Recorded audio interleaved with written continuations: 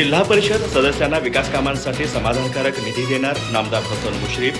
पालकमंत्री प्रकाश आंबेडकर यांच्यासमवेत निधी वितरणाबाबत लवकरच निर्णय. सेवा सप्ताहात विविध योजनांच्या लाभार्थ्यांना साहित्याचं वितरण. जिल्हा परिषद सदस्य हेही लोकप्रतिनिधी असून त्यांच्या मतदारसंघातील विकास कामांसाठी समाधानकारक निधी उपलब्ध करून दिला जाईल.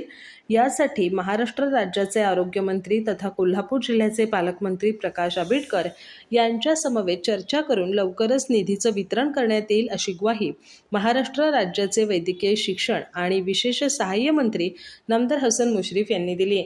स्वर्गीय अजित पवार यांच्या जयंतीनिमित्त आयोजित सेवा सप्ताहाअंतर्गत जिल्हा परिषदेच्या राजर्षी शाहू छत्रपती सभागृहात वैरण बियाणे वाटप आणि विविध वैयक्तिक लाभ योजनांच्या वितरण कार्यक्रमात ते बोलत होते. यावेळी जिल्हा परिषद अध्यक्षा शिल्पा खोत, मुख्य कार्यकारी अधिकारी डॉक्टर जस्मीन, अतिरिक्त मुख्य कार्यकारी अधिकारी संतोष जोशी, उपाध्यक्ष तानाजी पाटील, बांधकाम आणि आरोग्य समितीच्या सभापती सारिका नांदेकर, महिला आणि बालकल्याण समितीच्या सभापती विद्या पाटील, अर्थ आणि शिक्षण समितीच्या सभापती शीतल यादव, समाज कल्याण समितीच्या सभापती श्रद्धा गायकवाड, माजी जिल्हा परिषद अध्यक्ष राहुल पाटील, बाबासाहेब आसुर्लेकर आदी उपस्थित होते.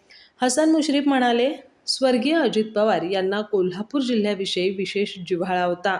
त्यांच्या प्रयत्नांमुळेच जिल्ह्यातील अनेक विकास कामांना गती मिळाली.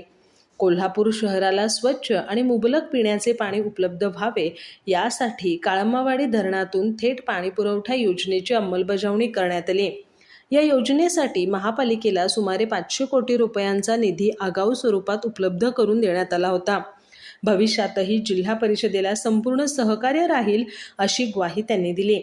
यावेळी नामदार हसन मुश्रीफ यांच्या हस्ते लाभार्थ्यांना उच्च प्रतीचे मका आणि ज्वारीचे बियाणे, दळण यंत्र, शिवणयंत्र, कडबाकुट्टी यंत्र, स्प्रे पंप, विद्यार्थ्यांना सायकली, लॅपटॉप, झेरॉक्स मशीन्स तसंच विविध योजनातील लोकोपयोगी साहित्याचे प्रातिनिधिक स्वरूपात वितरण करण्यात आलं.